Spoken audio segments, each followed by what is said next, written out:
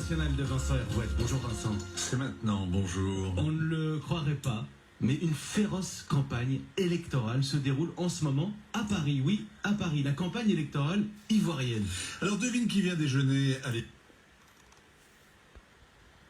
Le regard international de Vincent Hervouette. Bonjour Vincent. C'est maintenant, bonjour. On ne le croirait pas, mais une féroce campagne électorale se déroule en ce moment à Paris. Oui, à Paris, la campagne électorale ivoirienne.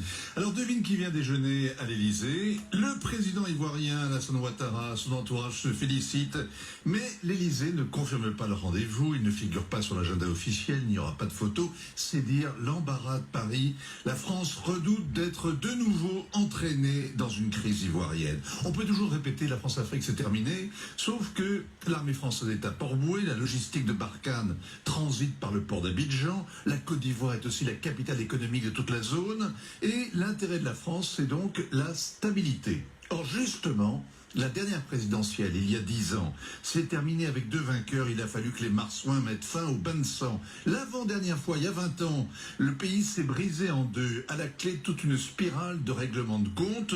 Et d'ailleurs, ça recommence.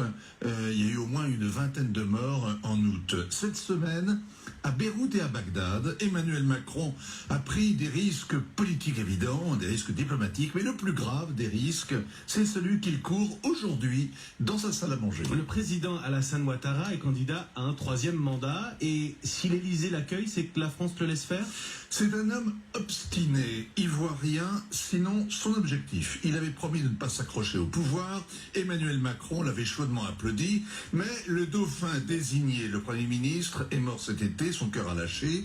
Et au lieu de repousser le scrutin, de rechercher le consensus, Alassane Ouattara est redescendu dans l'arène. Il a fait don de sa personne au pays, est reconnu. Avec un tour de passe-passe, ce n'est pas un 3e mandat, mais le 1er mandat de la nouvelle constitution.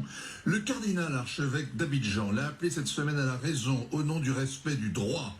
En vain, le porte-parole du président a riposté en allant sur le parvis de la cathédrale, sermonner publiquement le prélat. Ça dit l'ambiance. Et les rivaux du président l'accusent de tricher. Évidemment, il crie au voleur. Guillaume Soro, l'ancien chef rebelle tombé en disgrâce, vit en exil à Paris. Il a envoyé une lettre ouverte à Emmanuel Macron pour qu'il récuse la candidature Ouattara. L'ancien président Henri Konan Bédier en a fait autant. Il a 86 ans, toujours candidat. Enfin, Laurent Gbagbo, qui vient de passer 7 ans dans les geôles de la Cour pénale internationale avant d'obtenir un non-lieu, rêve de revanche.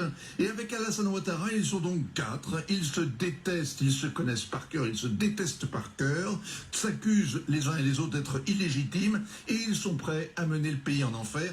Tous dénonceront l'ingérence de la France s'ils n'obtiennent pas le soutien de l'Élysée. Merci Vincent Hervouette. Le regard international tous les matins, 7h15 sur Europe 1.